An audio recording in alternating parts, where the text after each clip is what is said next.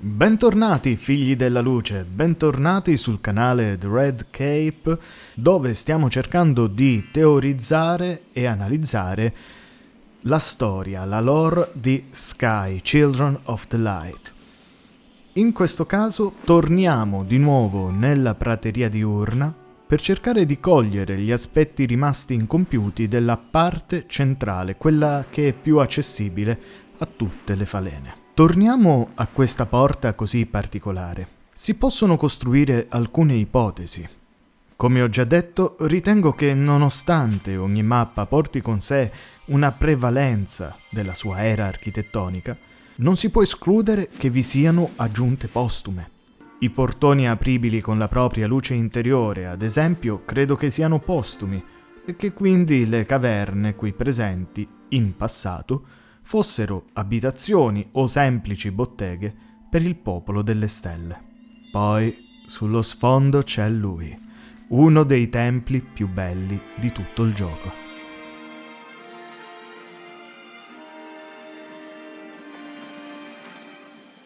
Un tempio festante che architettonicamente richiama le colline della prateria. Campane che suonano a festa e mante giganti che volano sopra di esso. Fino al piccolo ponte con il suo laghetto artificiale circondato dal giardino. Il suo interno oggi ci appare confusionario, quasi come un vecchio magazzino. Ma chiudiamo gli occhi e immaginiamo come poteva essere. Larghe stanze con giare piene di farfalle che volano illuminando gli ambienti scuri.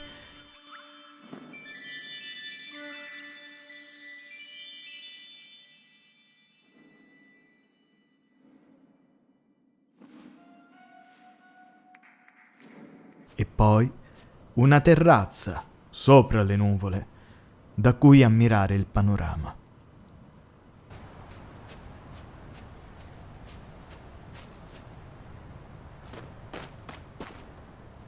Un ambiente carico di vita e festa. Ma sulla sua costruzione totale credo sempre che bisogna metterci una postilla. Credo che i templi, così come li vediamo, siano il risultato ultimo di avanzamenti tecnologici e architettonici di Sky. Personalmente lo ritengo l'apogeo della seconda era architettonica di Sky, quella che miscelava il rispetto per la natura con la capacità di costruire cose magnifiche. Cosa c'era oltre il tempio e quanto fosse accessibile la foresta è lasciato alla nostra immaginazione. Ne parleremo quando andremo a visitare la foresta, ma è chiaro che fosse un ambiente molto inospitale per il popolo delle stelle ed il tempio di prateria diurna è l'unico che non ha alcuno spazio intermedio fra sé e la nuova lobby. Si può ipotizzare che inizialmente quelle mura, così scoscese e impossibili da scalare, fossero proprio la prima costruzione del tempio, con lo scopo di separare la tempesta della foresta e le strane creature che la abitavano dalla florida, soleggiata e innocua prateria diurna.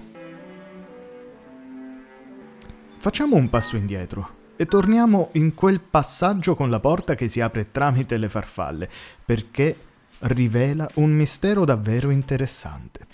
Il luogo a cui dà l'accesso è un luogo che ha subito una grande trasformazione negli ultimi anni. Intendiamoci, tutta Sky ha subito forti trasformazioni ambientali, ma questo posto è stato l'ultimo a subire una così forte trasformazione.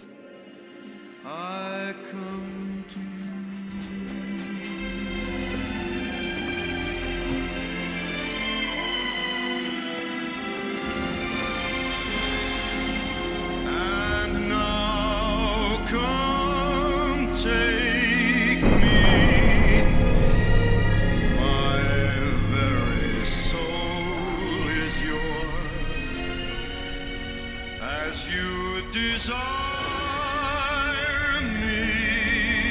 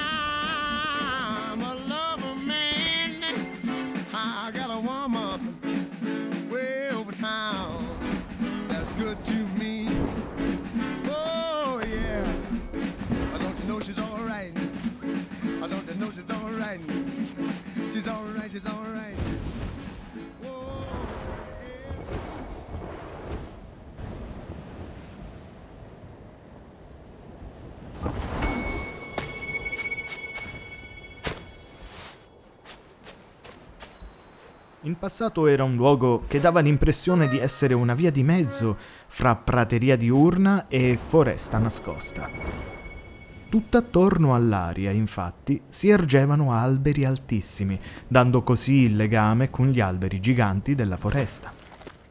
Oggi invece è un luogo spoglio, molto più affine alla mappa della prateria, e va a rimarcare ancora una volta la simbiosi con il mondo animale. Voltando lo sguardo verso l'alto, troviamo delle nuvole particolari e delle isole sospese che in un periodo preciso dell'anno rivelano la magia dell'arcobaleno. È un luogo, in ogni caso, che riveste anche il ruolo di cimitero. Qua dentro sono seppellite alcune persone del popolo delle stelle, 8 per la precisione. In questa struttura circolare, o meglio, ottagonale, che sembra tanto rievocare un'unione fra questi spiriti, come se facessero parte di un circolo esclusivo o speciale. Una sorta di tavola rotonda di Sky. Ma chi fossero questi spiriti purtroppo non è dato saperlo.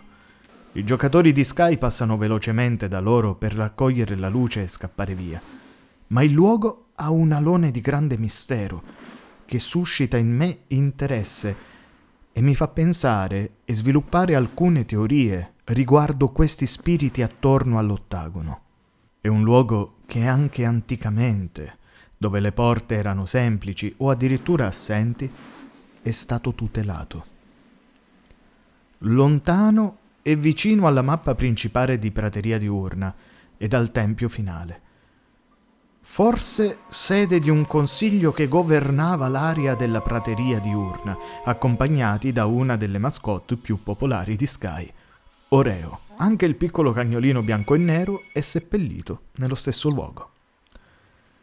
Forse, chissà, forse era il fido compagno di questo antico consiglio del popolo delle stelle. Ma quale fosse il suo scopo reale è difficile saperlo. Anche per il radicale cambio visivo della mappa di gioco, da un luogo che era affine alla foresta nascosta a un luogo che ascende al cielo, in maniera simile ai concetti della cupola della conoscenza. Con questo dubbio suggestivo dobbiamo fermarci per il momento e lasciare le ulteriori ipotesi alla nostra fantasia. Un ulteriore elemento architettonico di questa mappa ci dà l'ulteriore segnale di come anticamente Isola dell'Alba e Prateria Diurna fossero collegate ideologicamente. Il popolo delle stelle si presenta a Sky come popolo di navigatori. Sappiamo che usavano la luce delle stelle come energia primordiale e che probabilmente proprio tramite essa erano in grado di far volare le barche di varie dimensioni. Dunque nel loro immaginario la barca era un forte simbolo, qualcosa che ricordava loro il perché di quel viaggio e probabilmente rammentava loro il legame con le stelle. Il primo anziano testimoniava questo e guidava, come abbiamo più volte detto, le imbarcazioni verso il loro magico futuro nella terra di Sky. Ricordate che nel primo tempio le barche erano adoperate anche come decorazioni? Ecco, Prateria Diurna è l'unica mappa dove questo elemento rimane. File di barche sistemate come colonne decorative. L'unica mappa dove questo elemento viene ripreso ma non adoperando le vere barche, bensì una loro rappresentazione, è la cupola della conoscenza, ma ovviamente di questo ne parleremo a tempo debito. Per il momento diciamo che la scelta di adoperare le barche come decorazione ci riporta al concetto per cui il popolo delle stelle era ancora in uno stato primario della sua evoluzione, filosofica e architettonica.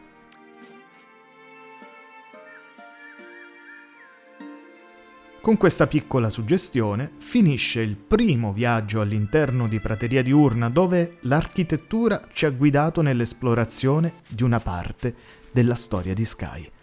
Io vi saluto, vi do l'appuntamento al prossimo video e ricordate, illuminate sempre il vostro cammino.